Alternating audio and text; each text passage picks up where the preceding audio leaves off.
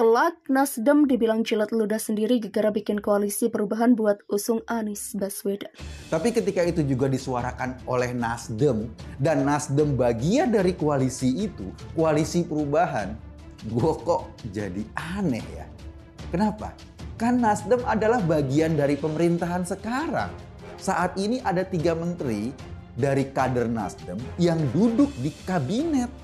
Terus kalau mereka teriak perubahan, artinya mereka kayak menjilat ludahnya sendiri, menohok hasil kerja kadernya sendiri. Wong kader-kadernya juga duduk di kabinet. Nah, menurut gue ya, kata perubahan ini yang harus dijelaskan oleh Nasdem ke publik. Apa yang mau diubah dari kebijakan Jokowi saat ini yang pastinya juga melibatkan menteri-menteri dari Nasdem. Gak bisa juga teriak akan melakukan perubahan sambil mengkritik pemerintah. Tetapi pada sisi lain juga menikmati manisnya kursi kabinet. Ini kan lucu. Persoalannya adalah berbagai kebijakan Pak Anies sudah dinyatakan berbeda dengan Presiden Jokowi. Misalnya terhadap ibu kota negara, Pak Jokowi karena perspektif geopolitik ingin memindahkan ibu kota di Kalimantan, sementara Pak Anies tetap mempertahankan ibu kota di Jakarta. Itu kan dua hal yang berbeda. Inilah yang menciptakan kontradiksi ketika ada salah satu partai pendukung pemerintahan Jokowi mengusung Pak Anies yang dari sisi kebijakannya berbeda dengan Presiden Jokowi.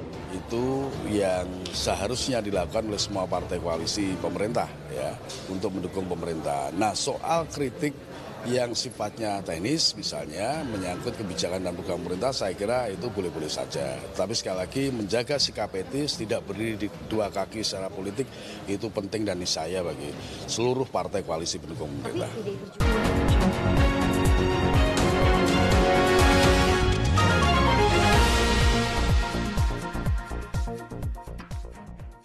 Manuver politik Partai Nasdem menjelang tahun 2024 menuai pro dan kontra.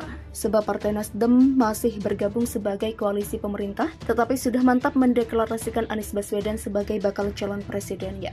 Bahkan konon Anies akan diusung oleh koalisi perubahan yang beranggotakan Partai Nasdem. Partai Demokrat dan Partai Keadilan Sejahtera membentuk koalisi inilah yang disorot oleh pegiat media sosial Eko Kuntadi. Dilihat di kanal YouTube Cokro TV ketika mereka 3 partai ini menamakan koalisinya dengan nama Koalisi Perubahan, menurut gue ini perlu kita jadikan catatan, tegas Eko. Makna perubahan tandanya bagi mereka adalah bahwa ada yang salah dengan pemerintahan saat ini. Demikian sambungnya.